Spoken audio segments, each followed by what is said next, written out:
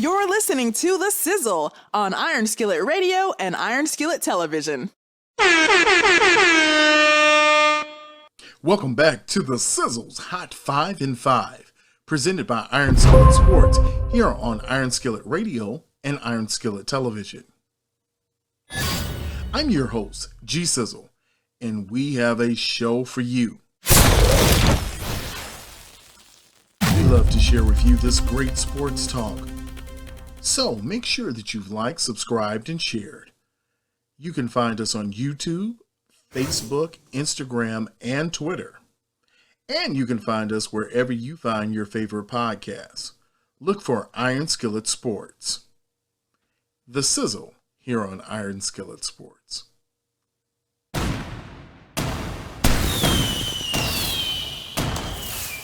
week 1 of the 2021 NFL season closes with the opening of Allegiant Stadium. It's been 3 years, 9 months, and 1 day since the groundbreaking. Week 1 marks the first NFL game to be played in front of fans at Allegiant Stadium.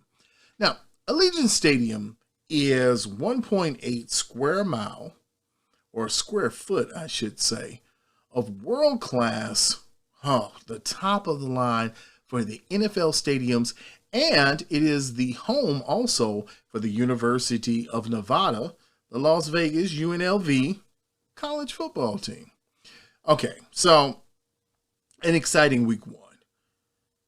And the NFL ended with, a thrilling game. An overtime game on Monday night between the Raiders and the Ravens.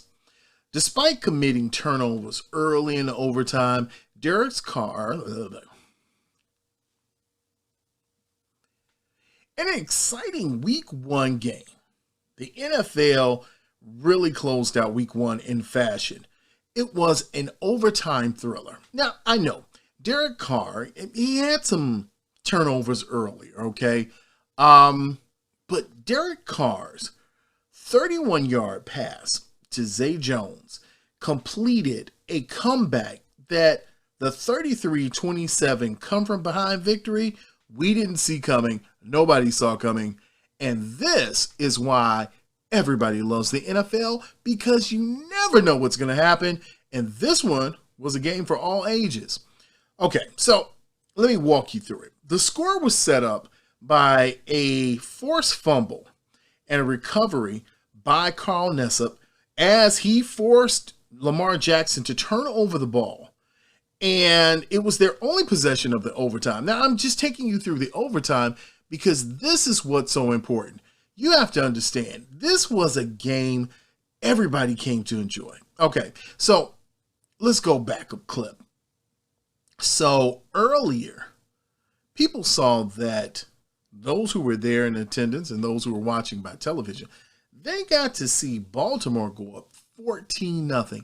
And they took a 17-10 lead into the fourth quarter. So Las Vegas countered, with 2 touchdowns that include Darren Waller's game-tying score with about, 6 minutes and 4 seconds left. Okay, so it's all set up by runs. It was set up by Derek Carr. It's a lot going on. And it was all capped off by Daniel Carson's 55-yard game-tying field goal with 2 seconds left to force the overtime. So, at this point, it looked like Las Vegas was going to win, Derek Carr connected with Brian Edwards, and it was a 33-yard completion, but a moving penalty call. All right, so they backed up a little bit to the 6-yard line.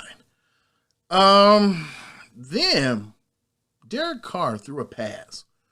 One of the strangest things you'll ever see. It was deflected off of a Ravens face mask. Then it was intercepted by Anthony Everett. Then the Raiders came back moments later after another fumble by Lamar Jackson and won the first game there at the stadium. So if you didn't see it, let me show you a preview of what happened.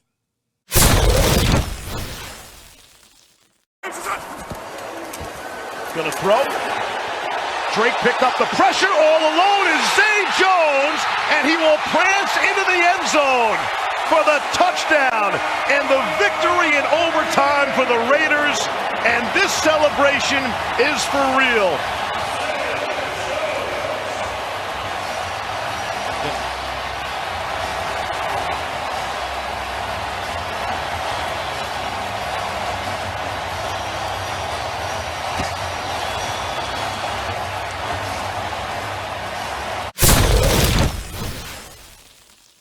Now, let me remind you, this play was after the kicker was missing and the head coach couldn't find him. So they just sent the offense back on the field, and that was the result. Now you see how great the NFL can be. Okay, so, all right, let's talk about it. Everybody wants to talk about G. Diddy. Okay, all right. So let's talk about G. Diddy. But you know, the true stars of the broadcast were actually the broadcast I was watching with Eli and Peyton Manning. Okay, so if you were watching ESPN2, the commentary was a little different. They offered some off-color commentary on the football game where they gave their perspective. But you know, it was like watching two buddies or your two uncles as they just kind of rambled through and talked about different plays and how they were all set up. And it was amazing because they had different guests on. They had Charles Barkley, Travis Kelce, they had Russell Wilson. They had just a good old time. It was like you were sitting at home and somebody just pulled up and there you go. You were watching the game together. Okay, so rarely did they ever rely on the play-by-play. I don't even think they called play-by-play. They did more of analysis of the breakdown. But this is what you can expect from two Super Bowl winning quarterbacks. And, you know, it was one of those things where, unfortunately for both teams, the Raiders nor the Ravens ever really had control of this game. So it was always the pendulum swing of what was going to happen next, who was going to make a play, who was going to do something big. And that's what you look for, and that's what you saw.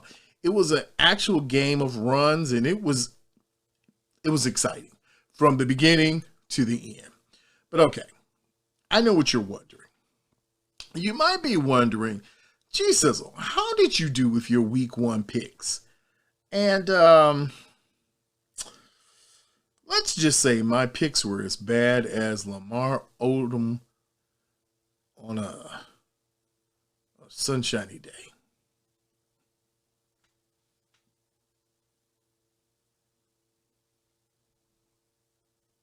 Now, I know you might be saying to yourself, okay, G-Sizzle, how did you do on your week one picks as a prognosticator of games? And after this game, let me say that my picks were probably as bad as Lamar Jackson's turnovers. Yeah, it wasn't good for G-Sizzle. It wasn't good. It wasn't a good week. There's some things that happened, you know. So, okay, at this point, I was at 500, okay? And I thought I was going to break even with Monday Night Football.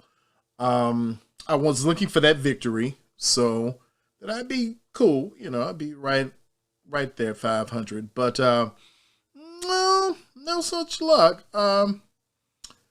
So opening the season, now I fell to 7-8. I think I feel a lot better about my week 2 picks and predictions now after seeing some of the games and seeing what some of the quarterbacks have to offer, seeing what teams are for real and which ones are not. And now let me say this. Granted, there were like 3 losses that no one saw coming. Okay. Number 1, Green Bay getting rocked. The Titans getting pimp slapped. And then the Vikings and Browns. It's just one of those things. But I know there'll be a ton of fantasy movement. And right now, it's just the beginning of the season. So relax. Breathe on your fantasy teams or even on your dailies. you probably did better on your dailies unless you had like Aaron Rodgers or anybody related to the Titans or Green Bay. But just relax, look at what you have, make sure that your team is set up well for your fantasy. And just remember, it's week 1. You've got a long time. It's 17 weeks, so you got long weeks ahead, so you got 16 more. And that's enough time for you to make ground. And if you can't make ground, that probably meant your team sucked anyway. So, you know who it is. You know what it is. It's the Sizzle with a reaction to Monday Night Football. Raiders versus the Ravens. Hopefully you've enjoyed this. And if you have, please make sure to leave commentary below. Let us know what you're thinking. You can leave the comments right down there and tell us what it is that you saw when you watched this Monday night game. I saw just mad props to Derek Carr. Mad props to him. You know, so, and okay, Lamar Jackson too. Looked really good in the pocket. Looked much better. Bro, you're going to have to hold on to that ball a little bit better. You know, you can't just be out there in the royal purple and old gold and then just drop the ball. Whenever you just start running, you can't just drop the ball because now you're messing up G. Diddy's picks. That's all I'm saying. Can't do it. I mean, you suck. So, you know who it is. You know what it is. It's the Sizzle's Hot 5 and 5. Remember to look for our exclusive interview with Coach Angela Hamblin-Blakely from the region. You know who only does it the way we do it, which is the Sizzle, right here on Iron Skillet Radio and Iron Skillet Television. Make sure that you follow us on Twitter, Facebook, and Instagram at Iron Skillet Sports. And remember to like, share, and subscribe to Iron Skillet Sports on YouTube at Iron Skillet Sports.